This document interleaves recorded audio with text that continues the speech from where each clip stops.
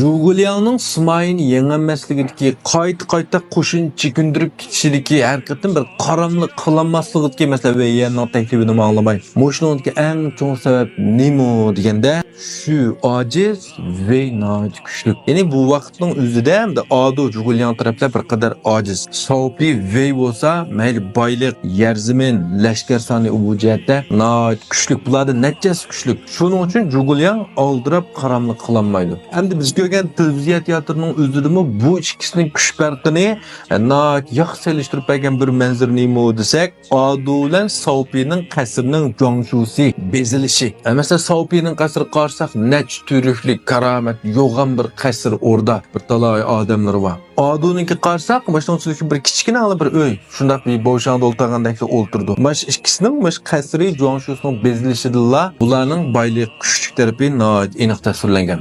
Masalan, yana bu asar qarsak, hamda Juguliyan, Joyun, Lusu, Smay qatorliqlarning qasri qarsak, bir xil kitob burishroq qalamdar ekanligini aniq ifodalangan meniki o'xshab ketdi.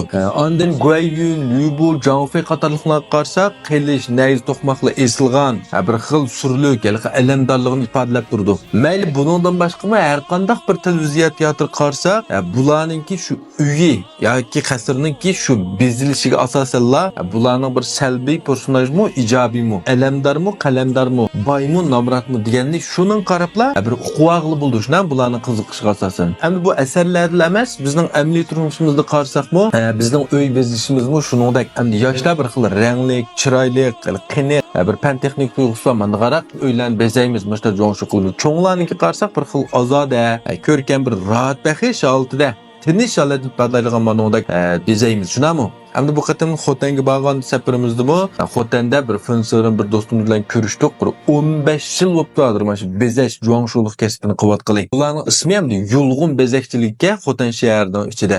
Endi qo'lastida hozir ham 9 dak shogird ustam jo'ngshu bezakchilari bor ekan. Bular bu kasbga haqiqatan noit pishibdi.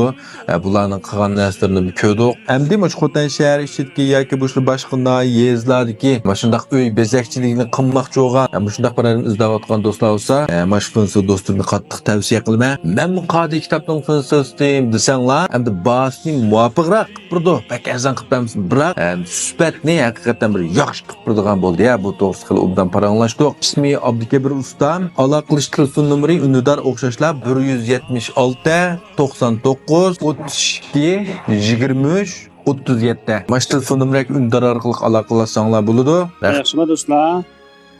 Abdukabir ustam men shu do'yinni pastga aytib qo'ydi, kelib ko'rib baqsanglar bo'ldi.